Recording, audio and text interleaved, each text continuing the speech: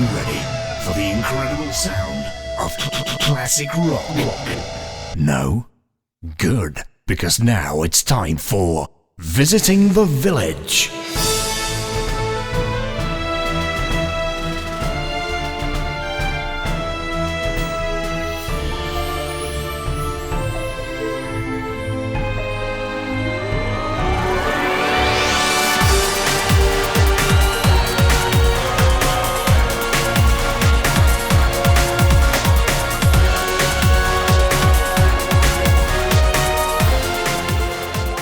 Hello and welcome to Visiting the Village. I'm Paul Kilduff-Taylor, and with me this week, as ever, is the imposing Ian Hardingham. Hello, Mr. Paul Kilduff-Taylor. I am unprepared but enthusiastic about this show. Let's get out of this dungeon. It's the top story. Casey Muratori wrote a blog post on developer conferences suggesting, among other things, a conference which pays the majority of revenue back to developers. Similarly, there have recently been concerns over marginalised developers having to pay to attend events to which they've been invited and are not receiving any compensation for their time. Should conferences change in any way, do you think? I'm sure conferences should change a little. It's a very seldom you get something in life that shouldn't change at all. Even you, Mr. Paul Kilduff-Taylor, could do with changing just a tiny bit. But in general, if this person wrote a blog post about the ways in which you should change, I would expect to thoroughly disagree with it. Just as I have thoroughly disagreed with what he's written about conferences. He talks a lot about GDC especially. I like GDC. I like going to San Francisco and drinking with other people who make computer games. Because they charge an awful lot of money for the conference, and they don't pay their people who talk at the conference anything at all. And this guy seems to think that's a massive injustice, and I don't really agree. I think that people... It is important that people spend a lot of time producing a good talk, and there's a possibility that giving a little bit of a pay for that would make the quality better. In general, I think running a successful conference is very hard. I have no idea how much profit GDC makes. I mean, if they're making money hand over fist, that's not great. But there's just a whole litany of things in here that I don't agree with. But let's just start off with the most important one, which is that. And what do you think about that? I think that you need to kind of make some different tiers about how you discuss this. So in the intro there, I kind of unhelpfully conflated two things. So let's kind of unconflate those. So GDC, in a lot of senses, is a product which is marketed at people in the game development industry. Now, I'm going to make a contentious statement. You don't have to go to GDC to be a successful game developer.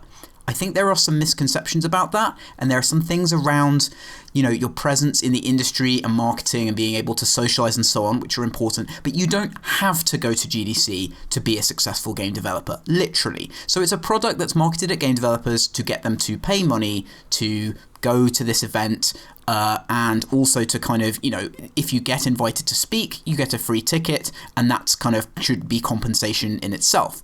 I think some people probably get paid to speak there. They probably get their travel paid for. That's all fine. So I don't particularly see a problem with that model for those people. However, I think that there are instances where there are people who should be taking part in conferences, perhaps who are invited to speak at them, who can't afford to travel there and who can't afford to do that without being compensated. They can't afford the time off. And I think that those people have been poorly represented in the past. So the way in which I would like conferences to change is to take more account of their needs. Sure, I think that it would be nice to have, I guess, some kind of outreach program where some small part of conferences as big as GDC looked at giving us like a couple of sponsorships to helping some people who really can't afford to get there, who maybe are part of minorities within the industry for various different reasons. That would definitely be great if they were there. I think that would be great. Yeah. I really, it's really hard to disagree with that. You're right, you don't have to go to GDC to be a successful game developer. I really think GDC is I certainly treat it mainly as a socializing, sort of relaxing thing. It's very good for networking. I don't tend to go to any talks. I think in the 4 times I've been to GDC, I've only ever been to one talk, but that's just me. I think GDC is great. I think the idea of creating other conferences that are obviously much cheaper is good, and I've been to a couple other conferences and they're good. You know, there's just nothing wrong with what's on offer here. But I really want to take issue, even more than I have done so far, with some of the ideas that this guy is posting. One of his main issues is that it's too time intensive for developers to make talks in the format that GDC et al. Require. And he's basically saying that that they should just have to do less work, and that having to make a PowerPoint presentation is really too much hard work. And actually, if you give the majority of developers a whiteboard and ask them to explain what they're doing, they'll do it much better. And I just think that's complete nonsense. I think there are several people who are intelligent and outgoing enough and have the right skill set to be able to give a good talk off the cuff about the systems that they make, but that is really the minority. If you want to get a really high standard of quality with your talks, you have to have them vetted beforehand, you have to have them in the right format, and that's one of the things which we're paying GDC for. So I sort of read him talking about that, and I thought it was complete nonsense. It's supposed to be hard work to make a good talk, and especially a lot of these talkers are not going to be people, they're not going to be people like us, Paul, who spend our entire time talking into a microphone, who are used to talking to other people. They're going to have to do a lot of preparation for it to be good. So really, I just 2 thumbs down to this. I love that. No, that's great. I think you're bang on with a lot of that. I've struggled with the GDC format. Like, I don't like it personally.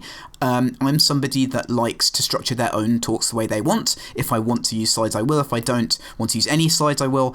But without risk of blowing my own horn, I've done a lot of public speaking in my life. I love public speaking, and I'm the kind of person who is able to be flexible about their format. A lot of people can't. So by having this very high arbitrary standard and a very strong system, all things which you are naturally predisposed to like, Ian Hoddingham, I think Absolutely. that they've got the benefit of that, which is that it does force people to do good talks. I have seen genuinely some of the best talks I've ever seen at GDC on any subject, mostly because of this requirement to be evidence-based. They're very strong on evidence, they're very strong on data, and it really kind of does put people in good position. And as you say, people who are not naturally good at speaking will be given the right structure by this stuff. So there's that. I like the idea in this post about a conference which gives some revenue back to the people talking, to the people organising it. I think that can definitely work, certainly on a smaller scale. I think that's an interesting idea. I think we basically like some of the ideas in this, but perhaps the way in which it's opposed to what exists already is not for us. Yeah, that sounds about right to me. All right, it's time for the ding. Now, an unusual topic. We've put this near the top of the show because I think there's a lot going on here. George Lucas has done an interview claiming that The Force Awakens strays from, quote, his original vision, adding that people do not realise it is, quote, a family soap opera. Should anyone listen to George Lucas at this point? I have no problem with listening to George Lucas. I'm really increasingly alienated by Star Wars, by the massive marketing that's being thrown around, and not really clear sort of where it stands right now in my brain as a thing. I don't really understand it. I really hope that the new film is good. You are on record on Twitter as calling that it won't be good. Yes. I think George Lucas is a fascinating story. I think it's pretty bad. The things he's been involved with recently have been quite bad. Not just the prequels, but also the new Indiana Jones, I hear, was pretty egregiously terrible. Yes. I'm interested in hearing... actually, what... I'll change that. I'm not interested in hearing what he thinks Star Wars is about anymore, because I basically think he had 6 films to show me what Star Wars was about, and the second 3 films that he made showed that either he's a different person now, or his vision, it doesn't really line up with what people want, and certainly what I want, because I don't really like the prequels either. Yeah. I think the main thing he's saying is actually that he's being pretty mature. He got paid $5 billion by Disney to give them the Star Wars IP. And he's saying that he's willing to step back And it's interesting that he states and he knows that they wouldn't be thrilled about working with him on it. I mean, I'm sure they wouldn't. Yeah. I'm sure he's pretty much the last person in the world they want to be working on Star Wars. The fact that he can say that in a sort of relatively calm way without being too bitter about it, you know, it makes me suspect he might have had quite a lot of sherry before he did this interview. But in general, I kind of respect what he's saying. He's saying, I know it was the right thing to not get involved. It's definitely not where I wanted to go with it, but I also recognise that that's not what a lot of people want now. Yeah, I agree. I mean, I think the point of it, he's completely divorced from what Star Wars is by now, or the way that people like it, the extended Star Wars canon and so on. Like, I think it bears very little relation to his original ideas. And I think that time has shown that his original ideas were very cool at the time, and a lot of it was about his sort of chutzpah in making the movies, getting them made, and kind of coordinating everything.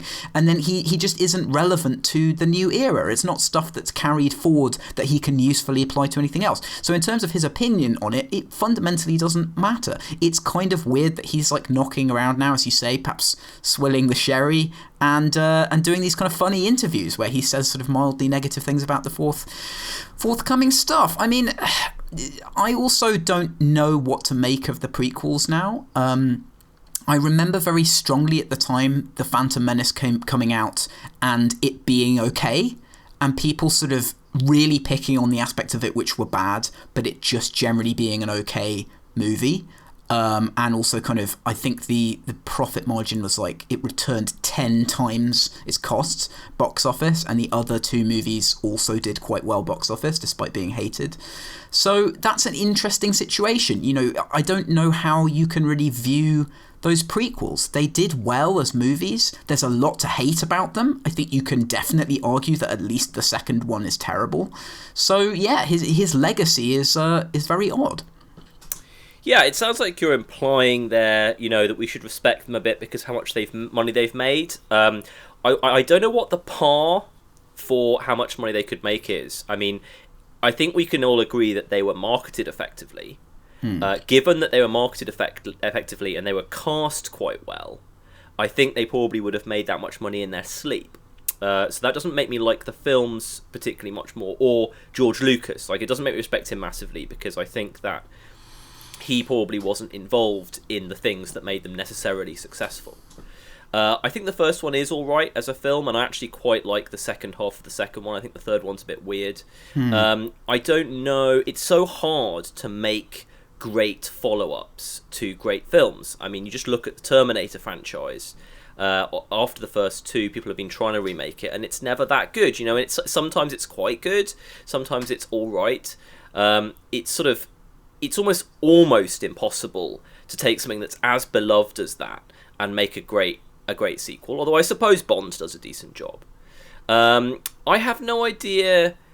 You know, I still feel like he basically failed with the prequels. As I basically think that he failed to generate new fans at the rate that you'd want from a film that sort of alienated the existing fan base so much. That's a very interesting claim. I mean, I don't really know how you can, you know, prove or disprove that, to be honest. Like, I don't know if there is... I mean, there's probably someone with a spreadsheet somewhere in a movie company who can answer that question.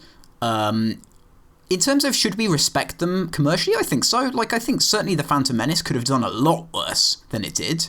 We can probably argue about that. I think the fact that it wasn't amazingly bad, people have cast these films as being disastrous failures creatively and commercially, and I think that's unfair. Like, I think you have to challenge that as an expectation, because there is this very strong tendency, as we talked about before, for people to utterly dismiss things that have had very bad elements to them, but are sort of these massive fan favourites. In terms of, did it add fans of different ages? I would imagine that The Phantom Menace did that, certainly. Maybe those fans didn't like the other two, but I'd imagine that did. It skewed pretty young in terms of where it was aimed. Yeah, what I said specifically was it didn't get enough for how much it antagonised the existing fans. You know, like if it had been this massive hit with that age group, and it, you know, sort of, and created a lot of people who are now much older who had that massive sort of fan relation to it. I mean, again, it does sound a lot like you want to defend it, and I agree that it's not. I agree that sort of like they're not 1-star films. In fact, they're kind of. I think the first one's a 3-star film. I think the second one, could be a 3-star film. I think the third one might be a 2-star film. Sure. But I still quite strongly think that they basically did worse than par. So like that's kind of where I'm at with that. I think that that if you took the kind of average execution of that and you marketed it effectively, you would expect to make as much money as that, if not more. I mean, I guess you're sort of railing against the idea that they're disastrous failures, and I definitely understand that. I mean, I'm exactly the kind of person who doesn't like new things, and I certainly didn't like Jar Jar Binks, and I thought he was irritating. I like the idea of The Force Awakens from the trailers, because I think that while George Lucas was trying with the prequels to cater to both the new young people and the fans, and that just didn't work. In terms of how people view the film, it didn't work. I think it's really clear that The Force Awakens is just going for the fans. And that's good. But yeah, I mean, you should write an essay about how maligned these films are. Well, I don't want to, because they're really shit. But I always want to try and get the position of these things accurate. This thing you keep saying about how they did relative to par, I find that very difficult to know whether that's true. I really feel like I don't know what you'd expect to return from a massive blockbuster like Phantom Menace. I would have a really hard time imagining that figure is not great, is not a great result for that film. I mean, surely I would have a really hard time got the Star Wars IP and you market it effectively. I don't know if 10 times your investment is right, but yeah, like, what about that figure makes you think it's great compared to like the fictional average Star Wars, like 4th Star Wars film? It just seems really big to me. Like, I looked it up, I was really surprised it was that good, because I'd kind of been buying into this, like, it was kind of mediocre, like, thing, which is how people feel about it creatively. I didn't realise that it was like a commercial massive slam dunk, which I think that is. I might be wrong. Anyone who knows about that is welcome to correct me, but I think it's a massive slam dunk. And that interested me, and it interested me also that the third one did better than the second one, which is something I never would have predicted, because you would think that people... I mean, the second one did a lot worse than The Phantom Menace, so you could say maybe there's the effect there. Maybe if that was great, then, it would have had a better knock-on one to the second one. But then what happened to improve things between those two? The commercial performance of these things does interest me, especially when they're perceived to be creatively bad. And I think you can't really argue that the other two movies are creatively good. I mean, they violate some stuff. The first one the most. I actually think I enjoyed the second one the most, but we shouldn't get too bogged down in the minutiae here. Yoda, I think, came in the second one, so maybe that helps. He did, yeah. No, Yoda was good in the second one. That's true. It's very true that that if you want a number that really fantastically correlates with how good a film is, you look at how the first weekend does versus the second weekend. And I was thinking about that in terms of the drop-off between the first and the second, and I wonder if you can make anywhere near as clear a correlation there. I mean, it would make sense. And then I was wondering yesterday whether, because the 4th Hunger Games film opened quite badly, right. I was wondering if that was because it was a part 2, and that like completely alienates people from seeing it if they haven't seen the one before. But anyway, we're straying too far into films. It's a big film talk. Yeah. Okay, finally I'll respond to that and then we'll move on. Yeah, I mean, that could be... The 3rd Hunger Games film is obviously a disaster and in every way. And that could well be why the 4th one did badly. The 4th one, I think, being significantly better, it may have saved it. But I would really struggle to find anyone who thinks the 3rd one is even slightly on a par with the first two. Absolutely. I think the 3rd one is definitely the worst of the series. Garry's Mod and Rust developer Gary Newman has been publishing an absolutely extraordinary series of encounters with a member of his community who has sent him hundreds and hundreds of emails, threatened and harassed his family, and generally just kind of had this appalling approach to communicating with him.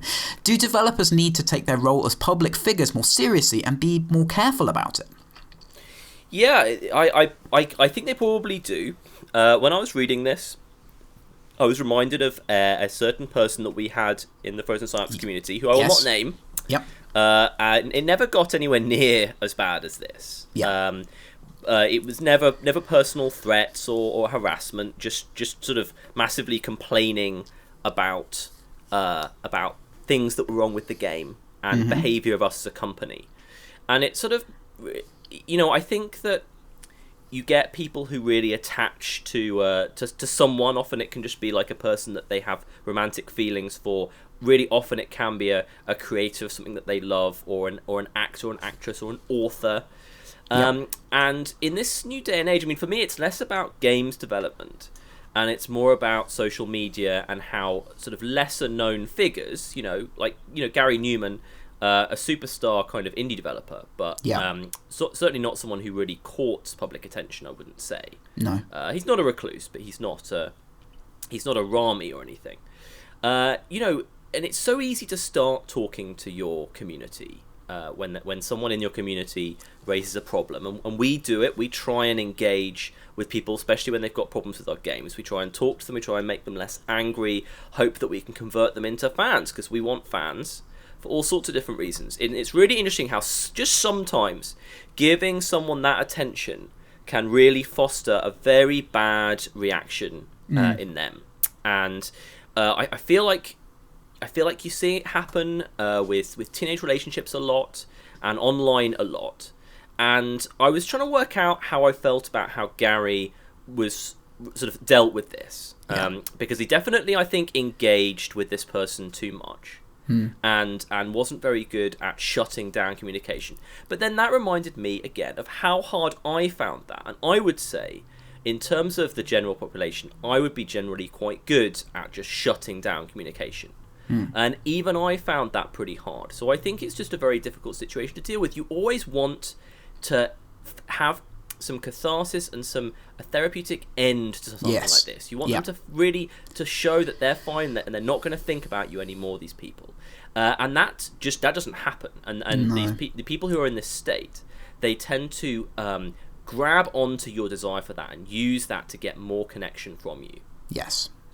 Right, yeah. I mean, this is very interesting because you can see, you sort of, as you read through, he starts off by doing exactly what you said, trying to cut off. He tries to ban him from all of the places where he can talk.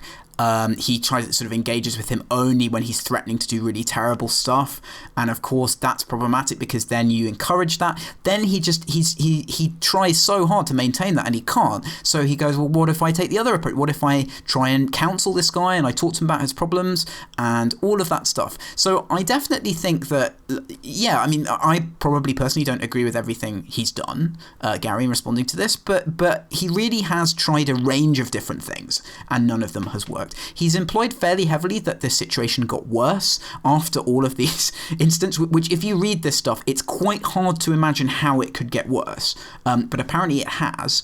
So I just don't know, like, if there's anything you can really do. You can try and do these sensible approaches. You can try and, you have to listen to your community, you have to engage with them, so you can't stop doing that. I just don't know what the solution is. Do we need training? Do we need specialist people who can come in? Do we need social organisations and volunteers who can come in and help? Or how can we stop it? I think the biggest mistake he made was to ban this person from forums, from RSC channels. That's a step that I've never taken, I don't think. And the reason is because that's such a strong response, and I think it tends to actually foster this kind of situation to escalate, basically. My first thing would be to try not to do that. Now, how do you deal with the fact if this person is posting to your forums extremely offensive things? Yeah. Well, I think that, when that happens, you have the other people on the forum start responding to it.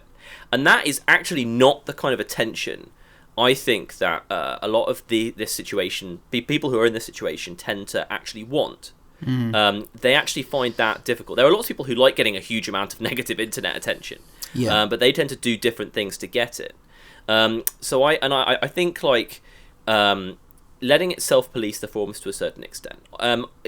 If you can silently block people, obviously you silently block people from your email, from your phone. You can mute people on Twitter and on IRC. That's really effective because that's not sort of an escalation point because it's unclear to the person when that happened, etc., etc., etc. Anyway, I don't know how exactly you deal with it. You just kind of have to hope it doesn't happen. But with all of these things, the simple matter is that every single piece of engagement and attention you give this person makes it worse. And I think, again, I don't want to be too sort of weird about this, but again, I really think a lot about people who have a lot of unsolicited romantic engagement from others. Certain kinds of people get that a lot, and some of them are probably know exactly how to shut this stuff down. Look at me not mentioning any genders or any stereotypes, just keeping it very general. I'm sure people know what I mean, though. So, it's like it's a weird situation, and a lot of people have to deal with this stuff in real life, which is much worse. Sure, yeah. Worse, I mean, I agree with kind of almost everything you said. I mean, the banning thing is so difficult because you have to be consistent with your policy. If this person's violating the forum policy in ways which would normally get someone banned, then you will really upset other people by not banning them. I mean, I agree that actually that's a very good point. And sorry, I will change what I meant. I think you should have a community manager do it.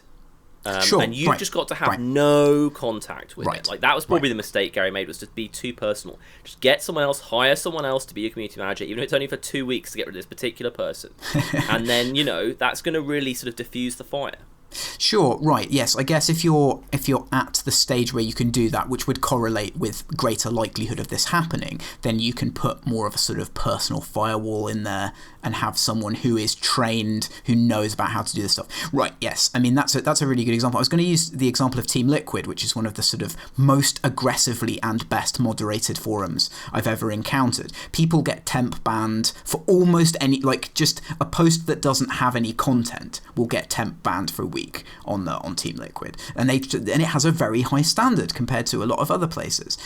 So they kind of take the opposite approach, where they will permaban someone for quite minor infractions, and it is generally very hard to get back on there once you have been permabanned. So I agree. Yeah, I think you need to have some kind of structure in place. But as usual with indie stuff, like, things can get big very quickly. You can attract certain kinds of attention very quickly, and people just aren't necessarily prepared for that. So it is hard. Absolutely. Wish Gary Newman the best of luck, and I hope this has sorted itself out by now. Yeah, absolutely. Metal Gear Solid players have been dealing with Konami's strange metagame of disarming nukes. Is this kind of event interesting, or is it just a hangover from the bad old days of MMO nonsense? This is interesting. I need to explain exactly what's going on here. So, as most listeners will know, Metal Gear Solid 5 has a really big online component where you have your base and other players come in and they can attack your base and they can steal things from your base. You can do the same to theirs. You can set up defense and everything. And you can also build nukes at your base. And it didn't become clear until like now, which is I don't know how many months after Metal Gear came out, that everyone gets a massive reward if no one on your server has built a nuke, or if everyone has got rid of their nukes. Which I just think is really weird. So the game started off encouraging you to build nukes, basically, because why wouldn't you build a nuke at your base? That sounds great. And then, like, after a while, it's like, no, actually, that's really immoral, and you shouldn't do that. And we're gonna reward you if you get rid of your nukes, which I just think is like hilariously silly, and I'm all for. That sounds very consistent with Metal Gear Solid, as in making absolutely no sense whatsoever. Yeah, this kind of thing's okay. Like, I think anything... I guess I'm going to sound like you, and I have this opinion now. I think I prefer these kind of things to emerge organically. Like, the fact that this is developer imposed makes it so much less interesting to me. If there were a group of players going around, like, really concertedly trying to dismantle all the nukes, that would be amazing, and I would love that. So I feel like this is a bit like organised fun to me. Okay, well...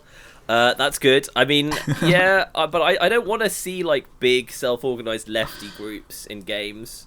But, yeah, it's the consistent inconsistency of Kojima. And yeah, Metal Gear Solid continues to be great. And this stuff continues to be great. I think it's silly, but we need some silliness in our lives. PC Gamer have published a piece on the problem with survival games, with Andy Kelly arguing that the problem with survival games is that they have enemies in them. Ian Hollingham, is that the real problem with survival games? No. No. I don't know if there's a problem with survival games. Survival games are pretty cool. But I can understand, from an aesthetic perspective, the idea is that the enemy is survival itself, is the environment that you're in. But it's a computer game. You have to have enemies at some point.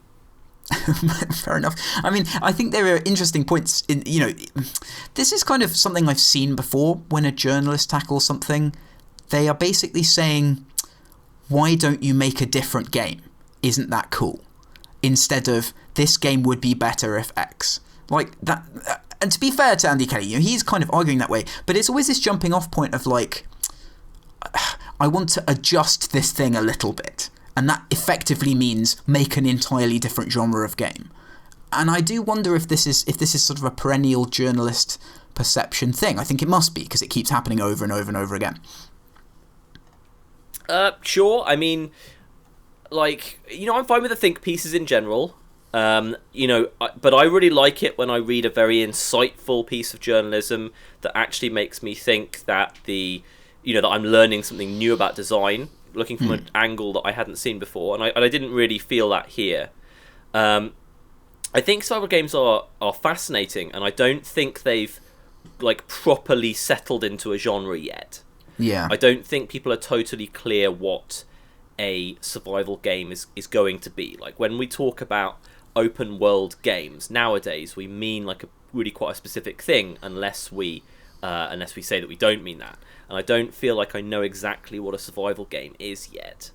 Ark Survival Evolved's so successful right now, and you played that recently. I need to play that. Yeah. It's funny, I still find it difficult that weird that Minecraft is kind of seen as the progenitor of these games, and yet for me, I don't disagree that it's the progenitor, but I feel like they've gone off in a really different direction to how I felt playing Minecraft. Well, yeah, I mean, the thing that struck me with Ark was its similarity to Minecraft, even without voxels and with this entirely different graphics thing. Right. It's and you said that you felt the voxels were kind of the defining thing about Minecraft, whereas this is like, you go up to a tree and hit it and you get a resource. You go up to a rock and hit that, you get a resource. Like, that's kind of the only difference. I mean, Ark is such a weird game. It has this interesting thing where the crafting kind of just happens. Like, you don't have to put the blocks in a grid. You just select the thing you want and it makes that. And that's kind of interesting to sort of do away with that faux, physicality of it.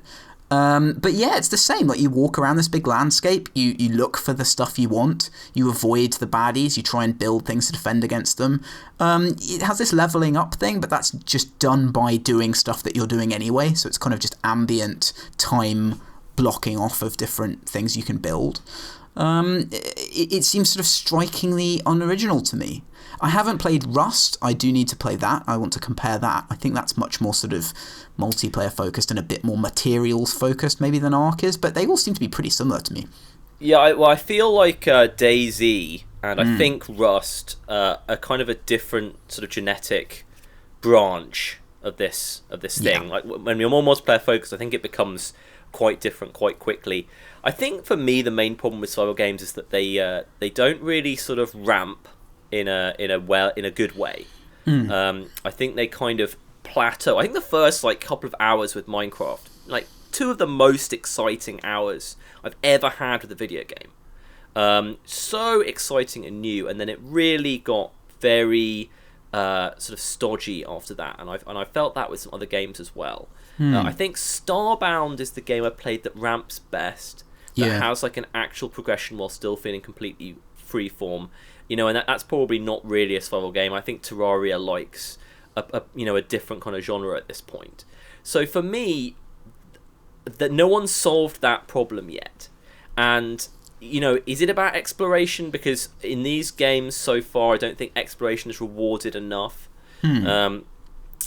So that's my problem with these games. I'm probably going to go back to Starbound soon. I've got another child on the way, and that's a great game to play while you can't do anything but let a child sleep on you. Sure. because it just sucks up time. So I'm going to play that. I know you didn't ask me that I was going to, but I am going to. So yeah, survival games. Nintendo have said that the NX will be a big departure from the Wii and Wii U, according to The Verge. We talked about this before, so we can briefly revisit it. What are the chances of this being classic Nintendo? Well, what does classic Nintendo mean in this context? It means doing something bizarre with kind of well-established technology that no one else is doing. Okay, right. So it was important for me to talk about this topic because Visiting the Village is paying pretty close attention to the NX. This is a big deal for us, and we're really like a lot of sites watch the general election, and we're watching this. This is very important to us. And last time we talked about it, there was still a possibility in the air that it was going to be some slightly incremental upgrade to Wii U. And I mean, that you could just about call it that. There was still a possibility of that. There was still something we were discussing. And now they've come out and they said it's going to be a big departure from the Wii and Wii U. So the next thing I want to know is it also very different to the PS4 and the Xbox One? Because that's the next really important thing. I think... I don't know if anyone else wants it to be like the Xbox One and the PS4. I mean, that's going to be hard to succeed doing, and we've got a PS4. That's really great. Of course, I want to see something that's as disruptive as the Wii and also different. That's great. I really hope it's not VR related. It probably won't be. But for me, like, trying to work out what Nintendo is going to do is like one of the few really exciting things left in my jaded old age, because they just surprised me so much with the Wii. The Wii was just the most disruptive thing, and it turned out to be this awesome, all-round console in the end. So there's just always this possibility, and I guess this is what you're calling classic Nintendo, of being something really great. I would love this to be some weird play for VR by them. That would be amazing. It would be absolutely amazing. I wonder what that would look like. It would be insane, especially after their previous foray into VR. Yeah, I don't know. I don't think it's going to be that. I don't know what this is. Like this, I actually feel a bit concerned about this. Like I feel like they might try and go for some really weird mobile thing. And I feel like they could be on course for a different type of Wii U shaped failure. That's my instinct with this. So okay, well, we're taking bets at visitingthevillage.com, and hopefully we're going to find out soon enough what this is. I mean, I hope it's not bad. I mean, I'm always excited by mobile stuff, so if it's something really cool and mobile, maybe I'll like it, although unlikely given that the Vita's just had a massive shot in the arm from Nuclear Throne. Yeah, indeed. Spoilers for later. Yeah. All right. Double Fine are crowdfunding Psychonauts 2 using a platform called Fig, which allows people to invest as well as just doing standard Kickstarter-y things. So you can just go there and click on the invest button, and you're suddenly confronted with a load of data, including sales figures for Psychonauts 1, and a calculator which enables you to work out your projected return based on different unit sales of Psychonauts 2. I find this completely incredible. What do you think about open investment for games? Sounds great. I actually had no idea this is what was going on. And thank you for the potted description. I'm really dubious. I need to have done more background reading into this. Sure. I need to prepare better to have much to say about it. Shamed. It's interesting that they say that the estimated break-even for Psychonauts 2 will be 690,000 units sold. Yep. That's quite a lot. I mean, I guess Psychonauts 2 can get there. Double Fine are fairly reliable now. I don't know if I'd want to invest in it. I think it's kind of... There's an amusing side of this, which is that, as people may remember, Notch once jokingly said he'd fund Psychonauts 2, and then Double Fine told him how much that would cost, and he was like, actually, no. And also, Double Fine have got this patchy history. People are still a bit unhappy with them about Broken Age and about that space base whatever thing that they sort of cut the cord on because it wasn't making enough money. So I'm kind of interested by this. I'm afraid I did really like Psychonauts 1. I'll be pretty surprised if I like Psychonauts 2. Sure, yeah. So the whole thing of this, I find this so mind-blowing. Like, they've kind of come out with... So Psychonauts 1 sold 1.6 million units, 312,000 units in, like, 2005 to 2010. It sold 430,000 units on Steam. It's all these stats, man. It's just crazy. Yeah, supposed failure Psychonauts 1 as well, can I tell? Yes. I mean, I understand that, a third of those sales came like way after release, but again, if you're making a game like Psychonauts 1, you don't really want to have to sell significantly more than 1 million units to break even. Well, certainly not in 2005. Again, I'd be slightly worried about them needing to sell this many units, because I reckon that's 690,000 units at full price or thereabouts. Yeah, it's at an average price of $21. Okay, well, I suppose $21 is reasonable. And again, I wouldn't bet against it because Psychonauts is a big name. I feel like we need a term for an IP which can do really well, but I think possibly needs the game to be good. You may dispute the idea that this category even exists. Sure. But I think there's like a mid-tier range of IP, like nostalgic-based IP, that can hit really good heights, but needs to be sort of quite good. Like, needs to be like an 80%-ish game. I totally agree with this. I mean, Jagged Alliance is a perfect example of that. Like, that's just a literal example of what you're saying. Right.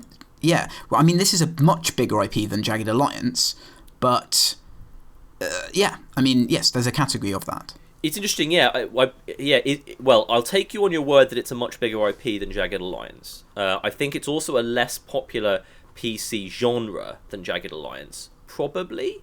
Although it's obviously a massively good genre for Double Fine fans. We could also pivot and talk about the Day of the Tentacle remake, which is like we talked about at length, which has some pretty, should we call them, interesting graphical redux that a lot of people don't like, including myself. Yep. And we talked online, you and me, a few days ago about, they had to do something, was your position. Yep. And that there was basically nothing that they could do with any kind of feasible cost that would be as good looking as the first, as the original graphics for Day of the Tentacle. Yep. So, like, this is an alright thing to have done. And I kind of definitely see all of those arguments, although for me it looks quite starkly worse. That may just be because I much prefer pixel art to vector art.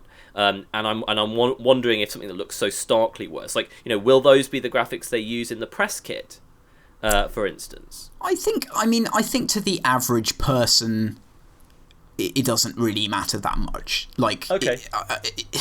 I think if you care about game art, it matters. The bearing that has, I mean, because of course, like, if you look at those comparison things, you're very drawn to the detail and so on that we talked about, and the nice chunky pixels against this very flat appearing vector art. But if you're looking at it like on a console screen, you're sitting away from it on your sofa, I think it's probably going to bother me for about 10 minutes, and this is one of my favourite games of all time, and I do care about visuals quite a lot. So if it's going to bother me for that length of time, I don't think it's going to really impact that much on how well it does overall. But at the same time, it is disappointing. I think it would have been nice to see something better than that. I have no handle on how long it will bother me for, although I feel like it would be a long time.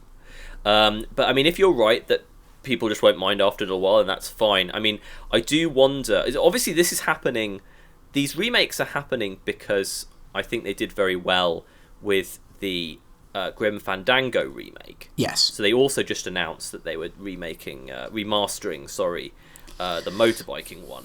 Oh, Full Throttle. Yeah. Full Throttle. So obviously they did well with that. Yes. Now I'd like to know what percentage of the sales for Grim Fandango are people who were around and fans of the genre at the time. Yeah. And how many are new people. Because again, I don't know how strong I think these genres are sales-wise with no attached IP. But I just don't know. It's just questions that I find myself asking. Questions. Final thing on this. Would you invest in Psychonauts 2? Would you ever think about doing that? What's the actual return? Like, do you get some very, very tiny percentage of the gross after it's broken even? I believe it scales according to what you put in. Okay. So Is there an upper limit on how much you can? I don't think there is. So it says it's $2.50 for every $34,188 in adjusted gross revenue until 13.33 million, and after that $1 for every 34,000 in adjusted gross revenue. So the easiest thing to do there is to use this calculator. It looks like about 1.6 to me, which is interesting. But there you go. Would you consider? Again, sorry, 1.6 what? So my perspective return is 160%. I think it scales. I think it scales depending on different tiers. Okay, I'd have to look at it. I mean, if it was sort of, you are asking me to actually answer the question: do I think it will sell 690,000 copies? Yeah. Basically. Yes, I probably would invest if that was the absolute hard line. If it was possible, it would go above that, and it also has to be good. I mean, this is nowhere near as clear a bet as a remaster for me. Yeah. Because Double Fine have to finish it and make it good, and do not have a huge amount of faith that they're necessarily going to do that with a game. No. I'd probably I think I'd invest £500 of my own money, and I don't think I'd invest £5,000 of my own money on this. Sure, fair enough. Bethesda are running a lottery where one Elder Scrolls Online player will win $1 million. What have you got to say about that? I don't know what's going on. Is this true? I mean, this is just absolutely crazy. Look, my brain has just been fried thinking about there being a lottery inside Elder Scrolls Online. Can you answer first while I collect? Yeah, so you have to have a valid Elder Scrolls Online account. And also you can send in a mail-in form, so you don't even have to do that. I think that's a necessary requirement. Yeah, every single one of these things has to have some stupid non-participatory way of participating. Right, there you go. Yeah, so you have to register online. You don't think you have to do anything else. You just have to be in the game to win. I mean, this is the most desperate thing I think I've ever seen in terms of marketing a game. What's the second prize? The second prize is 1,000 lucky winners will be awarded 3,000 crowns to spend in the Crown Store. I mean, worst second prize ever. Yeah. I don't know either what to do about this. It's just Elder Scrolls Online, I feel like, again, it's something I need to try. I've heard so many conflicting things about it. Some people think it's the worst game ever made. Some people think it's kind of an okay MMO, and it's a bit funny. And now you can win $1 million, so what better time to try it? I mean, I'm always kind of boggled that there definitely is a large number of people who kind of do stuff because you might win a lot of money. I understand this segment exists. And actually, from what I've read, it's not a bad return on value, actually. If you really faithfully enter every single competition that you're ever exposed to, you actually tend to win quite a lot, I've been told. Yes, yeah. Which is really interesting. I cannot understand. My psyche is so against this kind of really, really random reward. It reminds me about, I'm never ever going to bank with I think it's NatWest. This isn't very effective because I can't remember who it was. But there's a bank that has a lottery that gives one new customer every month £100,000 or something. And I was really genuinely offended by that. That's not to me how a bank should work. Now I understand that premium bonds work like that. I'm very happy with premium bonds because that's a way of taking a level of interest which is basically meaningless. And making it sort of very meaningful to a few people, or sort of, and I'm really cool with that. And to me, that's not the same as just having this random lucky draw when you join a bank. It just makes me really disrespect the bank. Sorry, I'm going on about something nothing to do with this. Goodness me. Well, this is definitely not enough to make me play Elder Scrolls Online. Good. Hi-Rez have capped the Smite World Championship to a $1 million prize pool, leaving the rest of their funds to go to smaller tournaments. Do you think companies should be aiming for massive singular events or spreading their investment in esports? I think they should probably have a cap. Like, I think $1 million is probably going to get all of the high-level Smite players. Yeah. You know, like, I think that's probably high enough. I was really interested in this article because it was talking about how this is kind of ethically sensible, that it's almost kind of irresponsible to have too big a prize pool. Yeah. Because it would be so much more effective to have it a bunch of smaller events. And I kind of I haven't worked out whether I think that's right or not yet. You know, if you in general, I wonder if the number of people willing to go professional in any sport or activity, I wonder how that correlates to the amount of prize money in total versus like the highest prize pool that you can have in one event, or you know, you understand what I'm saying? Right. You know, this. I wonder what really gets people playing. Like in general, you need to have a lot of money sloshing around. Yeah. And again, it's still a bit unclear about whether these most esports, the competitions are just sort of being funded by sales of the game as opposed to being profitable in their own right, etc. Like that's a bit borderline for a lot of games. I imagine that's borderline for Smite. But yeah, what do you think about this?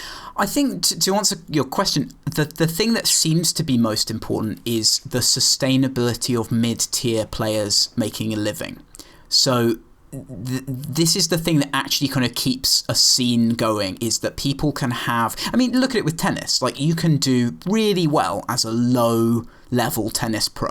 Like, you can have a career as a low-level tennis pro, and that sustains the healthiness of tennis. With esports, like, a lot of it has in the past been aspirational. Oh, I could go and win the international and win X amount of money. That's worth aiming for on top of my desire to be good at this game in general. So you do have to have the big long-term prizes, but I think when it boils down to it, it's about sustainability.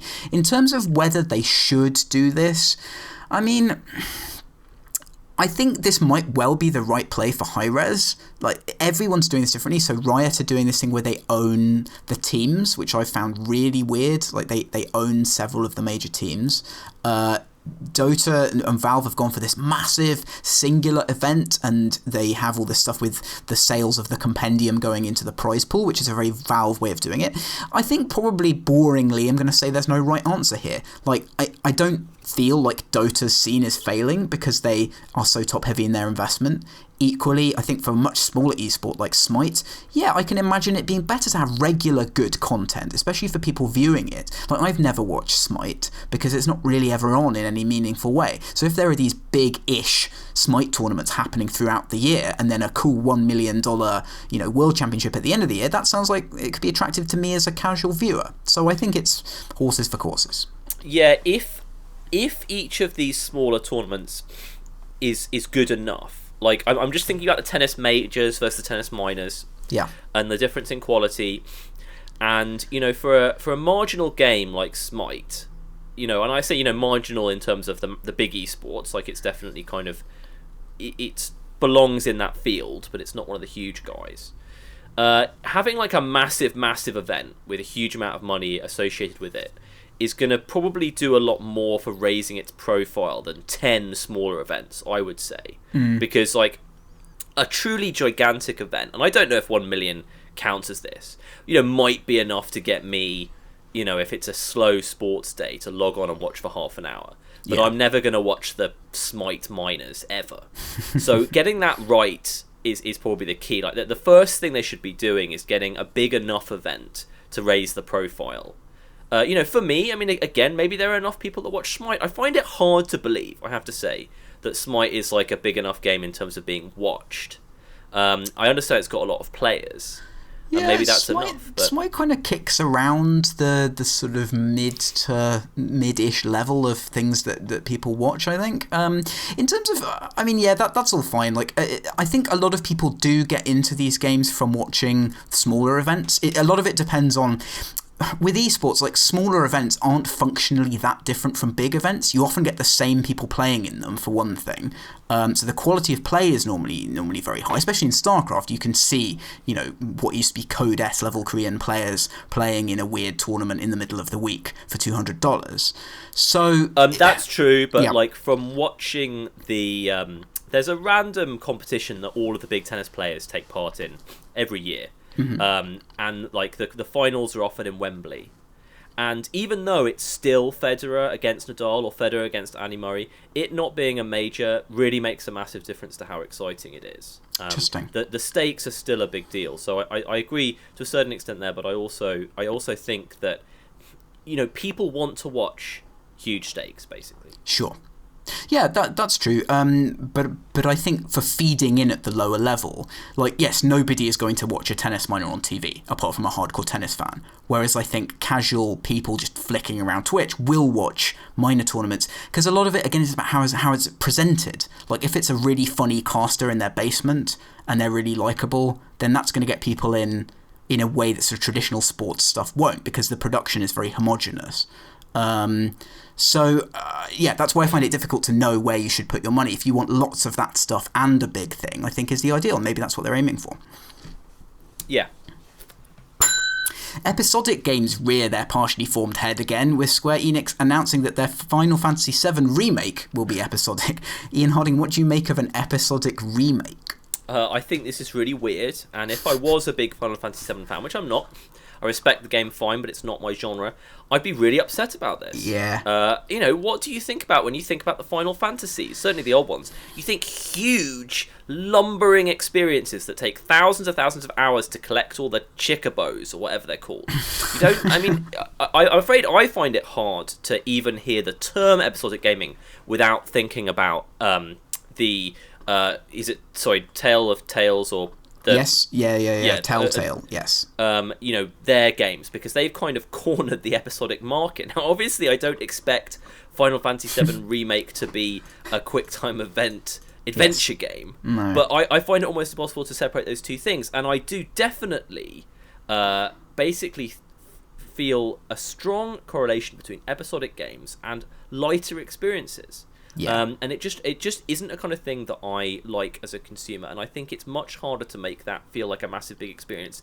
It just seems a really strange decision for me, because I think a Final Fantasy VII remake would sell millions, no matter what it is. I don't think they need to do it like this, so I don't know what's going on. Yeah, this is a horrible thing for everyone. I mean, the only way this would make us look silly is if they're able to charge a huge amount for each bit and people pay it. But, like, I mean, there's a point at which even I, in my cynicism, draw the line at how much you should bend your work into some format commercially. And this is about a big story. It's like, you can't serialize this kind of thing. I mean, I guess Charles Dickens serialized his novels, but he didn't do it to sell extra sword DLC, did he? I mean, it's just, they were originally written in that format. You can't take something which is not in that format and then put it into this difficult thing. You know, if I'm a fan and I get this, how long do I have to wait for each thing? Do I necessarily know that episode 3 is going to come out? Are they going to cut it in the middle and decide that it's too expensive to make? I mean, it's horrible. This is horrible. Almost certainly is the answer to that. That happens with basically everything apart from Tale of Tales' stuff. Yes. Telltale, yes. Terrible. Telltale. It's okay. Humble Bundle is selling a collection of Neo Geo games. People are annoyed because these appear to be ROMs from MAME torrents. Developers.emu have released a statement saying all of the ROMs and game engines we use are approved and validated by their owners, our friends at SNK, and like all our previous work with them, everything is 100% legal and always will be. So there. They didn't say so there, I just appended that myself. Is this the wrong way to go about things? No, this is fine. This question emerges every 18 months. Yeah. Every 18 months someone's forgotten that this happened 18 months ago, and they look at a re-release collection of something, some arcade hits thing, and they find out that it's got some hacker hacker signatures in the header file, and they get all upset. Those poor people. And eventually everyone realizes that while it's uncanny when you look at the concept of a company who has the rights to the IP deciding that the cheapest way of distributing the game in this day and age is taking an old hacked ROM, and that's just a good decision. There's nothing wrong with that. I think it's got weird optics, which is why it comes up. And especially, I understand Humble Bundle, who are kind of, they're a highly ethical company. I'm not sort of that surprised people are making a fuss about this, but the answer is that actually, when you really analyse it, there's nothing wrong with it. Do you think they should give credit to the people who did the rips? Yes, they probably should. Okay, interesting. I don't know. The problem is, though, if you do that, you're legitimizing it, whereas it has to be something you can't be seen to condone. It's basically something that you shouldn't make any statement on if you're going to allow people to do it. So there's such a big conflict there. I think that you should credit them in an extremely low-key way. I think they should be in the credit. Is that not worse? I don't know. I think by using their ROMs, you are going as far to legitimizing it as as you're going to go. I think it's a really funny situation. I thought it was funny the first time I heard about it, and I still think it's funny now. But I know how incredibly hard it is to get like an old game and make it releasable now. And obviously the kind of the feeling is that because the hackers, the pirates, because they've shown that they have no respect for us, for our free market capitalism. No respect for the laws of the sea. Yeah, that we don't have to have any respect for them, etc., etc., etc. And I think it's funny, and I'm not surprised people like our friend Jeff, I'm sure, has a pretty strong opinion about this. Yes. But it's kind of, I think it's just a pragmatic solution. It's as simple as that. Like, it's so hard to get an old Neo Geo game running on Windows. That's so hard. Like, that requires, and it's like, it's just a weird thing where you can take advantage of piracy to make some money, which is, it is somewhat ironic, I think. But I also think it's completely ethically fine. I think so. The problem for me is the consistency. If you're saying, I have a right to copy all this stuff and make my own version of it, which is effectively what you're saying when you're doing a ROM rip, then the publisher has the right to take it back and do something with it themselves. Then, you can make the case that one of them is not for profit and the other is, but functionally it's the same thing. And they own it already, so they can make money from it. And I would like a situation where they credit these people. I have a feeling that most of those situations would just make everyone angrier, especially, because they wouldn't have asked for permission to do it, because you can't practically go around asking the people who do ROM rips. You can't ask. Yeah, actually, I think it might be legally weirder if you did that, actually. Yeah, I think so. Maybe they just can't do it. Yeah. I just, it's just kind of a black hole. It's just like a very weird sort of hack, ironically enough, of the legal system. It's not illegal. I'd be interested to see, maybe you listeners can write in and tell us if there's anything else like this in life, not to do with electronic IP, of a situation where an illegitimate source does something with something and then it kind of then gets reused by the legitimate source on the other end. I can't think of anything right now, but maybe you guys can. Oh, I think it's happened in music where people have illegally taped a concert. Right. And that's then been issued as a release subsequently by the owners of the copyright. I think that's happened before. And that actually, I may be completely making this up. I think in those contexts, people are normally paid. Like, you normally have to pay the person to get the recording off them, which is weird. Even weirder than this. But yeah, it is a black hole of weirdness. Another black hole of weirdness now. A toy has been released called Hello Barbie. It records what children say to it, stores it in the cloud, and then uses the data to interact with said children. Now, people are worried about this because obviously storing what a lot of children say to their dolls in a hackable format is perhaps concerning. Hello Barbie or Hell No Barbie? I'm going to go with Hell No Barbie. Yeah. This is not a toy that I would be happy to use, and it's just unnecessary. I just don't think we need to have a toy that communicates with the cloud. I think that there are lots of really cool toys now. You always talk about this. You go into even a supermarket, there are lots of like spy-related toys that are just awesome, and none of them need to like be hackable and to go into the cloud. Like, I need to go into the cloud because like that's actually useful. I changed phones today. It was very useful to use the cloud for that. But 4-year-olds and their Barbies don't need to do that. Sorry. So no. Yeah, I think it's unnecessary as well. And to be honest, I feel like a lot of the ways that people are using technology in toys, particularly for younger kids, is a bit weird. Like, it's a lot of it is sort of box ticking for parents who think it would be cool that this thing can do this other thing, whereas it's not really based on like the actual experience. I definitely remember this from being a kid. Like, you'd get these really wonky, feature-rich toys, which are just really annoying, and I just wanted things that I could play with, sort of make up, you know, imaginary things with, and those tended to be kind of quite feature-light things. So, yeah, I don't like this. It's kind of unnecessary, especially with the VTech stuff recently. VTech had a massive hack where loads of data was stolen, potentially data about children. It's not good. Just make it secure. Don't put it in the cloud. There you go. Yes. Yes. Now I have to go in 4 minutes. Right. So I suggest then that what we do is we quickly talk about Nuclear Throne, because that's probably the most interesting thing that we have left to talk about, unless you would like to talk about game charts. No, that's absolutely fine. And then maybe you could do the competition winner on your own. That's right, I'll do the game charts and the competition winner on my own. So, Nuclear Throne, yes, we've both been playing this. I am very much enamoured of it. It just feels fantastic to play. It has the elements of Binding of Isaac that I really like, some of them sort of in a nicely diluted form that makes it easy to think about. The gameplay escalates really well. I got to the end of the ice level today with the Yetis, which I think is 5-3 possibly. And that was extremely hard and like completely different gameplay to what I'd seen before. It's amazing. What do you think? Yeah, I'm absolutely on board with this.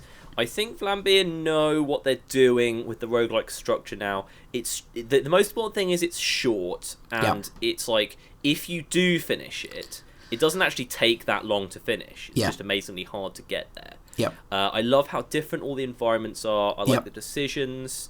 I'm not really a huge fan of choosing your upgrades in the way that you do when you level up, but that's just a personal thing. Okay. I think sometimes it's a little bit hard to aim through gaps in the scenery, but I'm really picking nits. It's absolutely awesome. I love it on the Vita. I love that it was a simultaneous release on the Vita. I really like that they released it like in a weird stealth way. They didn't announce they were going to do it and then just did it, which is awesome. Well, it was announced at PlayStation Experience. Oh, so. Was it? Well, they said something on Twitter, like a surprise or something, so maybe I just misinterpreted that. But I think it's absolutely great. Yeah. I had a bit of a problem with the controls initially on Vita, especially. I felt like when I play on PC, I put the cursor on the enemies, and that's easier for me. Whereas, but now I actually got further on the Vita, I think just from sort of learning a bit more about how the aiming works from playing on PC. So it's not really a big problem. It's definitely very playable on Vita. The only thing I feel is lacking really, I thought there was some problem with Crystal, the character Crystal's shield thing. I couldn't get it to happen, but you have to do it as soon as the last frame of the deactivation animation has happened. That's the window. So there's a specific frame window that you can't do it in. So that's okay. So that was my only problem with it. But I think maybe a little bit more depth in the upgrades items. Like, I'm already starting to feel like there are just some objectively better upgrades. Like, you're always going to take the rabbit's paw one that gives you greater chance of health. You're always going to take the health and ammo regen ones. Health and ammo are so important. I kind of feel like it might be a bit too no-brainer in those decisions. Yeah, I'm going to have to play a lot longer to decide that for sure, but I do agree. I think one of the nice things about their games, though, is that once you've kind of really mastered the obvious things to do, you can start to take weirder routes through as well. Yeah. So I think that's part of what that's about. That's fine, yes. And I've already seen some revolver-only runs and stuff like that, so people really kind of messing with it. Well, you have to go, don't you? Yeah, I'm going to go. You're going to finish off the podcast on your own. That's what's going to happen. It's very exciting. It's going to be amazing. Right, well, goodbye, Ian Hardingham. Yeah, goodbye. I'm sorry we weren't here last week, and we will definitely be here next week. All right, that's excellent. Right, it's just me on my own then, as I move into what was released this week in 2005, thanks to Eurogamer. And we've got some Xbox 360 launch titles. Amped 3, Call of Duty 2, Condemned Criminal Origins, FIFA 06, Geometry Wars, Retro Evolved, Gun, Cameo Elements of Power. Now, I remember Cameo Elements of Power coming out as one of the most sort of overhyped and kind of mixed reaction games of its era. I'd forgotten that existed. That's a real blast from the past. We got Madden NFL 2006, Marble Blast Ultra, which was a Talk game. Now, were Ian here, he would be very nostalgic about the wonders that were Marble Blast Ultra. Talk is the game engine that we used for our first game, Determinants, as well as Frozen Synapse and Frozen Cortex, and the current project we're working on now, and it was very much of its time. We got NBA Live 2006, Need for Speed Most Wanted, Perfect Dark Zero, which I attempted to play on the 360 and was correctly disappointed with, as most people were. Peter Jackson's King Kong, Project Gotham Racing 3, Quake 4, Tiger Woods PGA Tour 2006, and Tony Hawk's American Wasteland. What an amazing slew of things for your new 360. On other platforms, we've got Ski Racing 2006 on the Xbox, PS2 and PC, Bubble Bobble Revolution on the DS, Dynasty Warriors Advance, Frantics on the PSP, don't know what that is, Lord of the Rings Tactics on the PSP, Peter Jackson's King Kong on the DS. On the 5th of December 2005, we had James Pond codename Robocod on the DS. Now, Robocod was one of those games where people really hold it in higher regard than they should, I think. Thinking back to that, the thing I remember most about it was that you had to arrange the bonus items in a specific way on the top of this ledge in order to get the level select. That was one of the first cheats I remember in Sega Power Magazine. But I think this version came out and people realised that it was actually quite a bad game. It had very sort of glitchy jumping and weird hitboxes, if I do remember correctly. On the 9th of December 2005, we had Prince of Persia: The Two Thrones on the Xbox, PS2, GameCube and PC. That was pretty good, I think. Oh no, it was Sands of Time that was pretty good. I don't remember Two Thrones. Battalion Wars on the GameCube, Burnout Legends on the DS. I can't believe there was a Burnout game on the DS. If you played that game, then do tweet me at Mode7Games and let me know if it was any good. I can't imagine it was. Championship Manager on the PSP, Dogs on the DS, Namco Museum Battle Collection on the PSP. It wouldn't be a roundup without an arcade collection, and WWE SmackDown vs. Raw on the PSP. So that was then. Just before we get into our competition winner, I'm going to catapult into the future and do the top 10 UK Steam games. At number 10 is the Steam controller, still hanging on in there. Interesting to see how successful that's been. Grand Theft Auto 5 is number 9. Number 8 is Total War Attila Age of Charlemagne campaign pack at 10% off, just released. Number 7 is Helldivers, which has been out on PSP and Vita and PS4 for a long time. Kind of a really weird game, actually. I've played a little bit of it. The controls are a bit strange. The aiming is quite tough on the controller. I know Matt Lees and Quinn's have a pretty good video series, which I believe is called Hellduffers, where they co-op the game. So Helldivers is kind of interesting. Nice to see it doing well on Steam. Number 6 is Just Cause 3, which I thought about buying, but then I watched Total Biscuit's video, and he very much demonstrated how dull and repetitive a lot of it looks. A lot of the mini games look pretty boring in Just Cause 3, so I'm not overly keen on that. Number 5 is Counter-Strike Global Offensive. Number 4 is Hurt World, which is a game that I've absolutely never heard of. So let me just do my usual quick stealth Google here and go into Steam and have a look at Hurt World. So this looks very early access. Hurt World is a hardcore multiplayer survival FPS with a focus on deep survival progression that doesn't become trivial once you establish some basic needs. Built for hardcore gamers, Hurt World aims to punish. So this is the latest thing in the survival genre. They've gone for the ultra-hard approach to the game. They show some vehicles in their screenshots there. That looks pretty cool. And yeah, there's some naked people running around and someone with a bow and arrow. Yeah, it's kind of your standard survival-y thing. This genre is not going to go anywhere. Number 3 is Tom Clancy's Rainbow Six Siege. Number 2 is Fallout 4. And number 1 is Guilty Gear XRD Sign, which I know a lot of people have been waiting for. So that's kind of an interesting top 10. Really, really weird to see the survival stuff kind of creeping back in there, as well as this endless sort of march of these kind of anime games. I know Guilty Gear is a fighting game, so it's a little bit different, but Steam top 10 is a weird place. Right, so that's the end of that. Now it's time for the thing you've all been waiting for, I'm sure. It's the competition winner, and the winner is going to get a copy of Keith Stewart's amazing Mega Drive book published by Read Only Memories. And the winner is David Hing. So thank you very much, David, for emailing me with your wonderful story, which I'm now going to read out. He says, "Love your podcast and a big fan of Frozen Synapse. Remarkable game." Now, that's not why he won, and I include that here only for vanity. So David Hing says, "I think the 16-bit era memory that stands out to me is something that felt perfectly natural at the time, but in hindsight is truly bizarre. I bought a copy of Sonic & Knuckles, the cartridge with its own cartridge slot, allowing you to put a copy of Sonic 2 or Sonic 3 in the top to modify those games in some way. What I didn't know for a long time is that you could put a completely random game in the top of Sonic & Knuckles, and with a few button presses unlock a unique special stage level. It was the globe hunting Sonic 3 style special stage, so nothing remarkable, but it was an excellent Easter egg that nobody on Sonic Team needed to put in.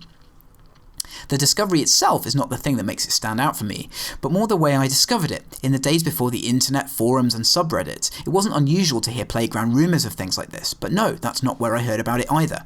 I found out about this by reading the back of the packaging for a Sonic the Hedgehog branded toothbrush. At the time, I don't think I found it weird that I was discovering secret levels in video games via dental hygiene products, but there we go. Well, thank you very much, David, for your entry. That's a very Visiting the Village appropriate story, and I will be getting in touch with you so that the wonderful copy of the Mega Drive book will be winging its way to you. Do check out Read Only Memories for their awesome books. They've got a really good one on Britsoft, which is particularly cool, and also loads of other stuff. Really worth supporting them. They're ROM Alerts on Twitter as well, if you want to follow them on there. I'm Paul Kilduff Taylor, that's my name, and I'm Mode7Games on Twitter. Ian Hardingham is Ian Hardingham, and he will be back, as will I, next time. Thank you very much for listening. That's it, children. Time for bed. Don't forget to pay us a visit at www.visitingthevillage.com.